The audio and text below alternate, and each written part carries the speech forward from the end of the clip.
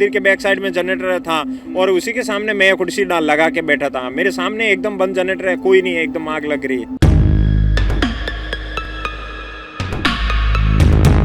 जो वहाँ से एकदम धुआं निकल रहा था, जैसे टीम को आवाज़ मारी है और वहाँ पे जैसे ही बंदे आए एकदम धुआं गायब हो गया।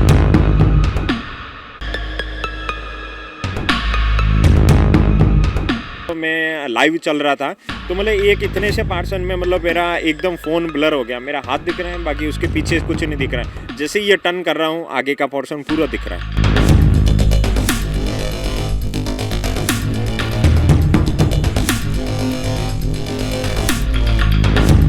उसमें एक चीज़ तो यहाँ पे कुछ न कुछ तो हलचल है।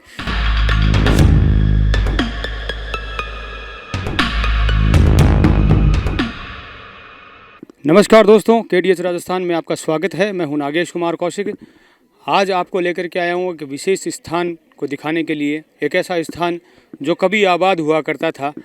यहाँ के मार्गों पर, यहाँ की गलियों में कभी बच्चों की किलकिलाहट हुआ करती थी, लोग गुजरा करते थे, बाज़ार सजा करते थे, पशु रहा करते थे। लेकिन एक समय आया और यह गांव का गांव वीरान हो गया। न सिर्फ ये एक गांव बल्कि आसपास के 84 गांव एक ही रात में वीरान हो गए।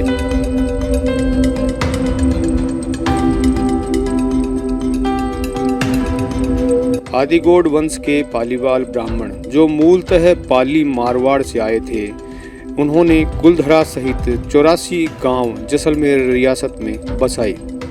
इतिहासकार पंडित शिव नारायण पालीवाल द्वारा प्रकाशित पुस्तक के अनुसार विक्रम संवत 1270 में शंकर पालीवाल के पुत्र कुलधर पाली मारवाड़ का परित्याग करने के बाद सबसे पहले जैसलमेर के बुजकुंठ क्षेत्र में आकर जैसलमेर महारावल से भूमि खरीदकर गांव बसाया, जिसका नाम कुलधर के नाम से कुलधरा कहलाया और जिसके वंशज कुलधर पालीवाल कहलाए।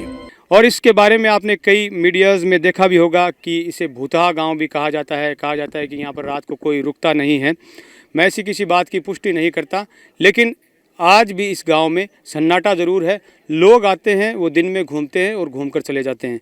आइए अंदर चलते हैं, उस गांव को दिखाते हैं। थोड़ा थोड़ा इसको रिनोवेट कर दिया गया है। ये उसका वो पुराना स्वरूप है। ये जो पत्थर है वो आज भी ऐसे ही बिखरे पड़े हैं। यहाँ पर आप देखेंगे पीछे कभी ये घर हुआ करते थे, इसमें लोग रहा करते थे। और पालीवाल ब्राह्मणों के बारे में कहा जाता है कि वो लोग खेती में नवाचार करने वाले लोग थे, बहुत मेहनती थे। इसीलिए यहाँ पर शरण लेने के बावजूद भी वो जल्द ही यहाँ पर समृद्ध हो गए और उन्होंने पक्के मकान यहाँ पर निर्माण कर लिए गए। और ये देखिए जो जैसलमेर का, यहाँ पे जो आसपास में जैसलमेर के ये खाने भी हैं, उन खानों का ये पत्थर है, पीला पत्थर। इसी तरह आप पूरा देखेंगे दूर तक तो बहुत सारे घर इसी तरह से आपको उजड़े हुए दिखाई देंगे, शांत पड़े दिखाई देंगे।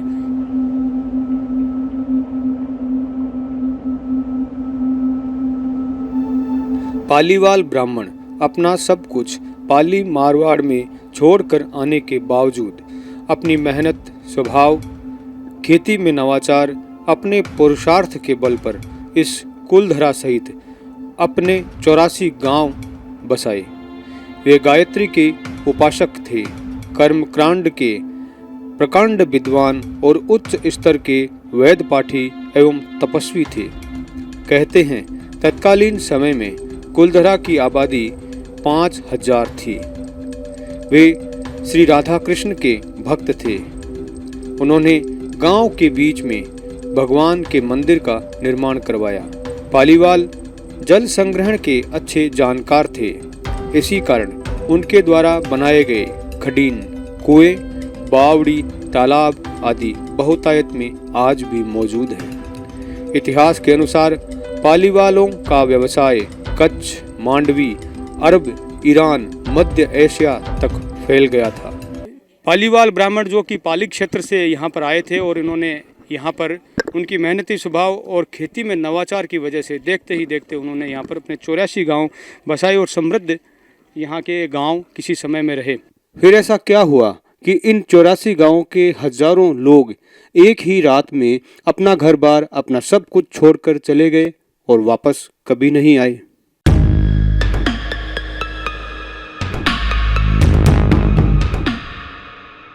पालीवाल ब्राह्मणों के कुशलता, मेहनत और पुरुषार्थ के चलते यह क्षेत्र मंडी के रूप में विकसित हो गया। तत्कालीन जैसलमेर दीवान सलीम सिंह अत्यंत अत्याचारी एवं क्रूर स्वभाव का था।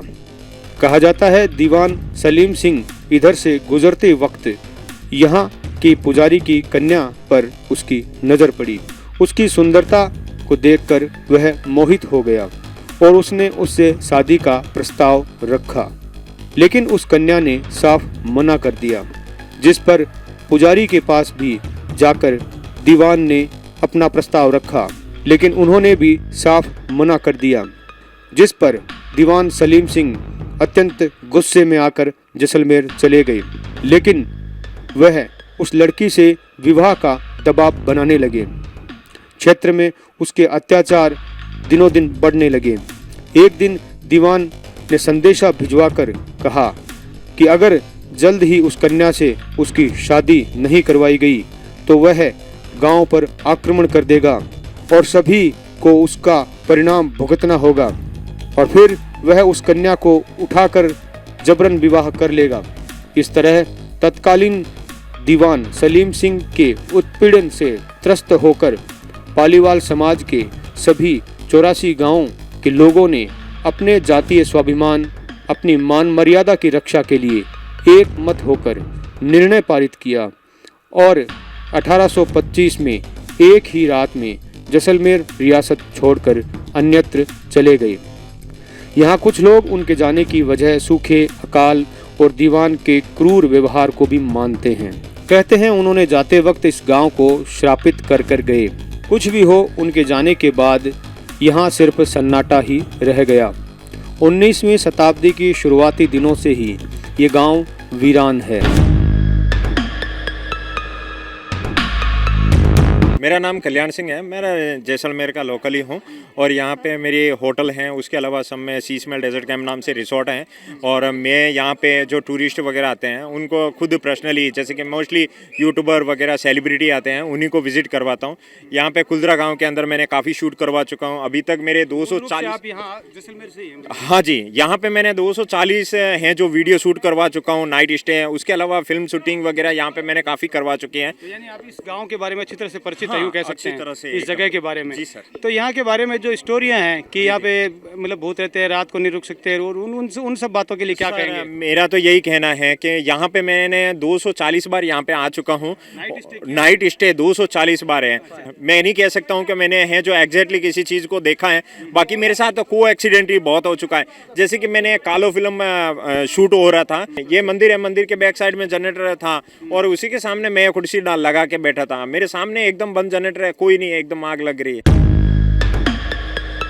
और हम भाग के मतलब हैं जो आग को बुझाए। उसके बाद में भी मैंने 5 दिन पहले एक दिल्ली से टीम आ चुकी थी, तो उनके साथ मैंने नाइट में एक वीडियो शूट करवाया था आर्कियोलॉजिकल टीम के। हाँ, तो यहाँ पे हैं जो उन्होंने कई सारे सेंसर, जैसे कि वो सामने है जो मकान दिखाई दे रहा है, उसके अंदर एक कहा जाता है कि पुराने ज़माने में है जो एक इंसान वहाँ पे कंकाल रूपी है जो बैठा हुआ था, तो वहाँ से जैसे कि लाइव में है जो वहाँ से एकदम धुआं निकल रहा था। जैसे टीम को आवाज़ मारी है और वहाँ पे जैसे ही बंदे आए एकदम धुआं गायब हो गया और वो चीज़ कैद भी हो रखी हैं। उस चीज़ के आप साक्ष्य हैं, मतलब आपने देखा है उस चीज़? जी, उस चीज़ को। और दूसरा मैंने लाइव आ चुका था, तो मैंने है जो आगे जो यहाँ की जो वसुंधरा थी, जो इस लड़की के कारण से ये पूरा गांव खाली हो चुका है, तो वहाँ पे अगर आप वीडियो देखोगे तो जैसे कि मतलब मैं लाइव चल रहा था, तो मतलब एक इतने से पार्सन में मतलब मेरा एकदम फ़ोन ब्लर हो गया। मेरा हाथ दिख रहा है, बाकी उसके पीछे कुछ नहीं दिख रहा है। जैसे ये टर्न कर रहा हूँ, आगे का पोर्शन पूरा दिख रहा है।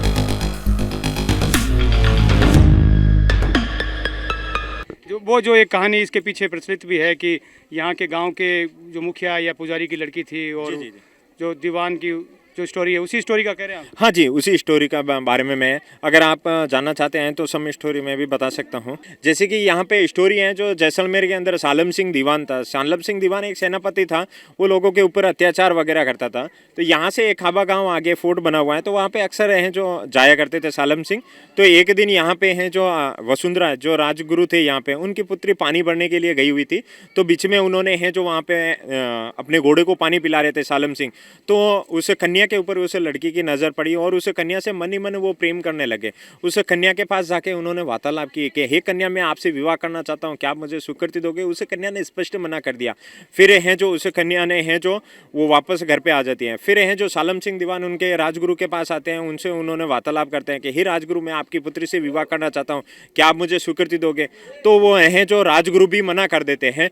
तो वहाँ पे हैं जो राजगुरु मना करने के बाद सालम सिंह दीवान गुस्से में चले जाते हैं जैसलमेर, और जैसलमेर जाने के बाद वो दूसरे दिन एक खत लिखते हैं कि या तो इस पूरे गांव के ऊपर हमला करके लड़की को उठा के लेके जाऊंगा, नहीं तो इसकी शादी मेरे साथ करवा दो।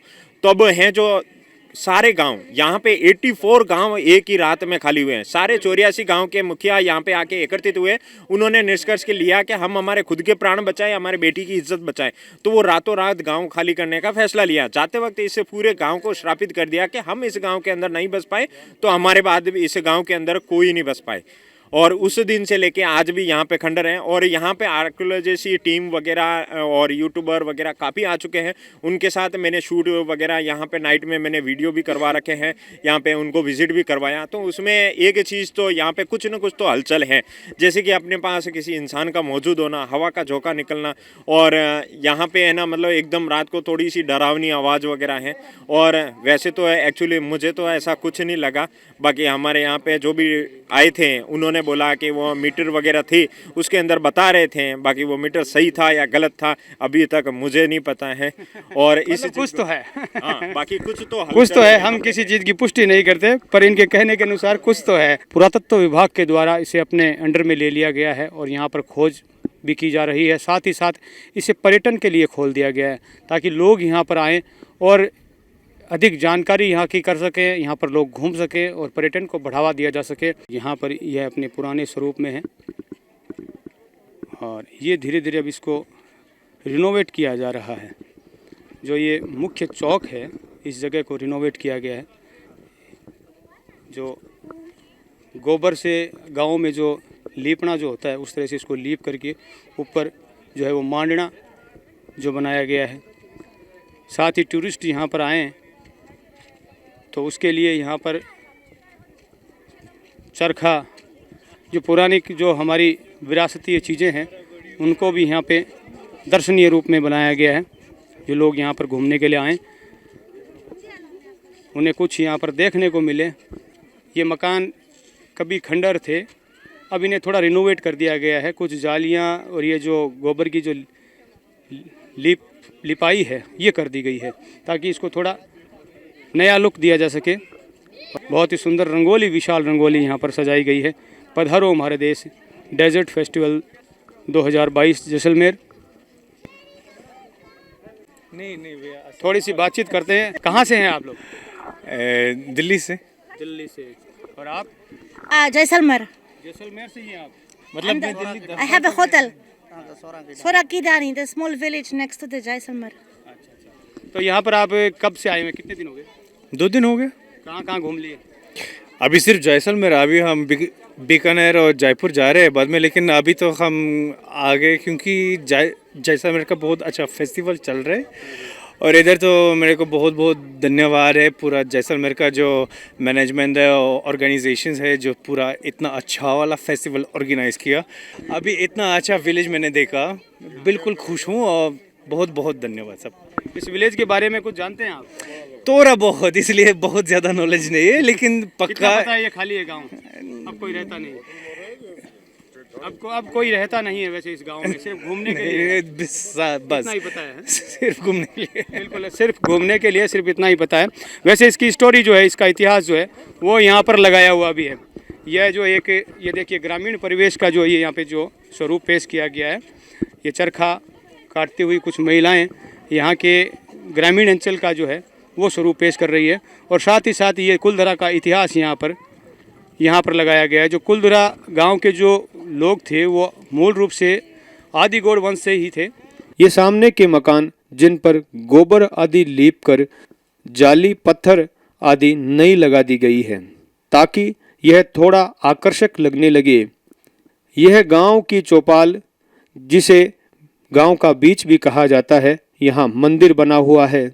यह मंदिर जैसलमेर के पीले पत्थर पर शानदार कारीगरी से बनाया गया है।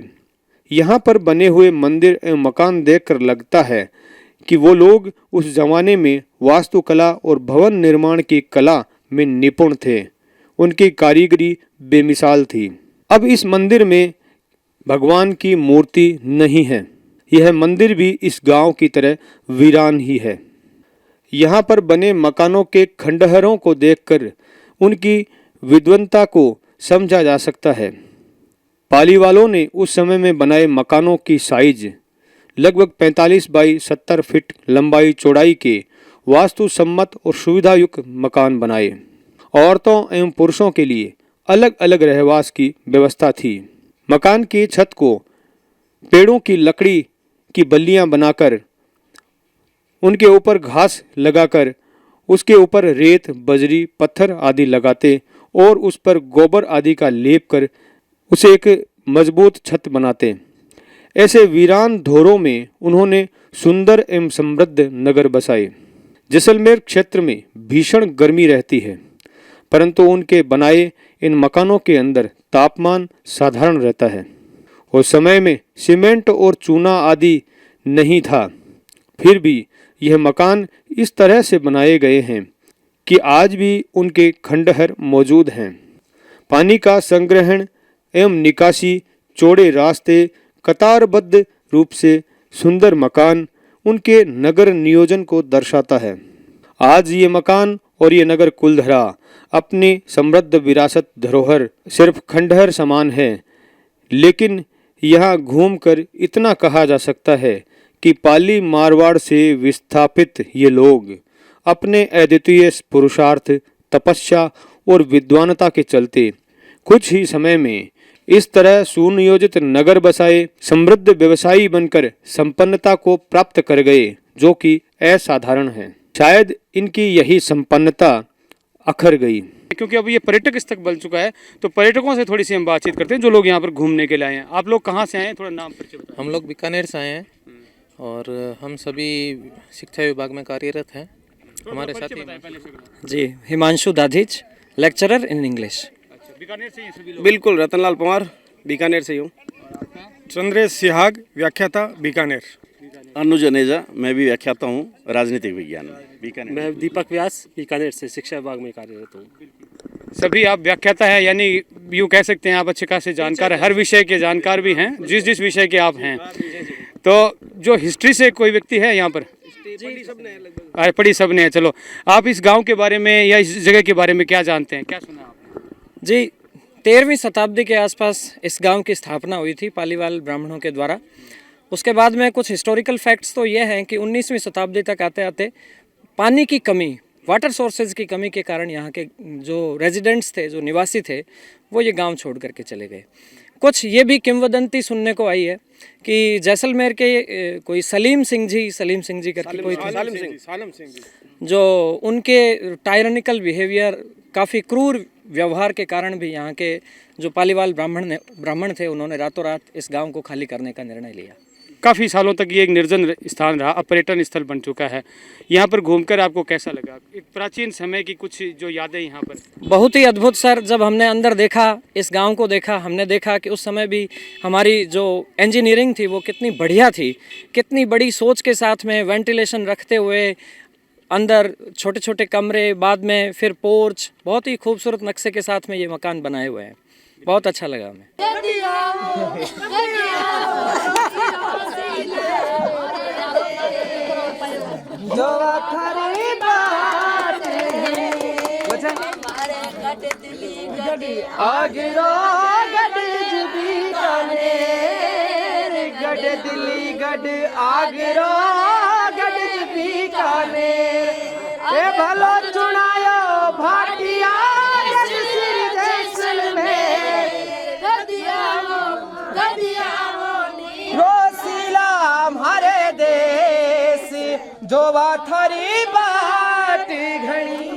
यहाँ घूमकर और देखकर एक बात मैं ज़रूर कहूँगा, अपने पुरुषार्थ के बल पर, अपने मेहनत के बल पर इतना समृद्ध नगर बसाने के बावजूद, इतनी संपन्नता प्राप्त करने के बावजूद, एक बेटी की इज्जत, अपने आत्मसम्मान के लिए सब कुछ छोड़कर चले जाने वाले ऐसे लोगों का उदाहरण इतिहास में कहीं और देखने को नहीं मिलता।